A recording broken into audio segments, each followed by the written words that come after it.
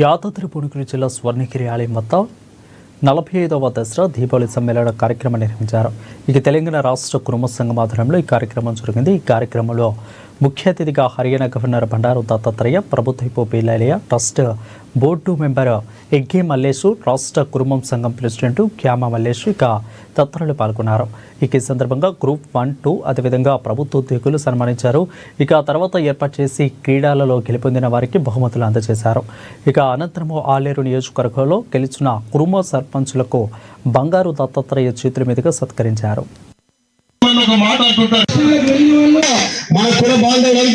అన్ని పార్టీలో టికెట్లు సంపాదించాలి. తప్పకుండా ఎక్కువ సీట్లు గెలిపేయడానికి నా వంతు కృషిగా ఇక్కడ రాష్ట్ర నాయకత్వంతో ట్రస్ట్ బోర్డు తోటి ఎవరైతే మనం నిలబడతారో అక్కడ మన కుటుంబాలు పోయి సపోర్ట్ చేసి మా కుటుంబ బిడ్డ నిలబడ్డారు, కుటుంబ కులస్తులు సపోర్ట్ చేయాలని చెప్పి మనం ముందుకు పోతే తప్పకుండా రాజకీయ చైతన్యం వస్తుంది. ఈ కులాన్ని పెద్ద ఎత్తున ముందుకు తీసుకుపోయి ఇన్ని వేల కోట్లు కూడా మన రాష్ట్రంలో సంపద సృష్టించాలంటే పెద్దలు ఎగ్గే మల్లేశం గారి మీద కానీ ఇక్కడ ట్రస్ట్ మీద కానీ అసలు అది ఏందో నాకు తెలియదు. అలా నన్ను కూడా లాగి నా పేరు పెడుతున్నారు.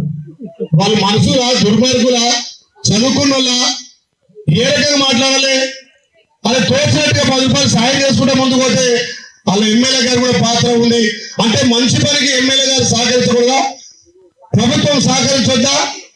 పిల్లల భవిష్యత్తు, మన కులం భవిష్యత్తు. ఇలా ఎంతో మంది విద్యార్థులు ఎంతో గ్రూప్ 1, గ్రూప్ 2 రేపు IAS IPS కూడా కొట్టాలంటే మనకు విద్యా అవకాశం ఉండాలి. ఒక హాస్టల్ పెట్టాలి, పిల్లలకు అవకాశం కలిగి. కామారెడ్డి జిల్లా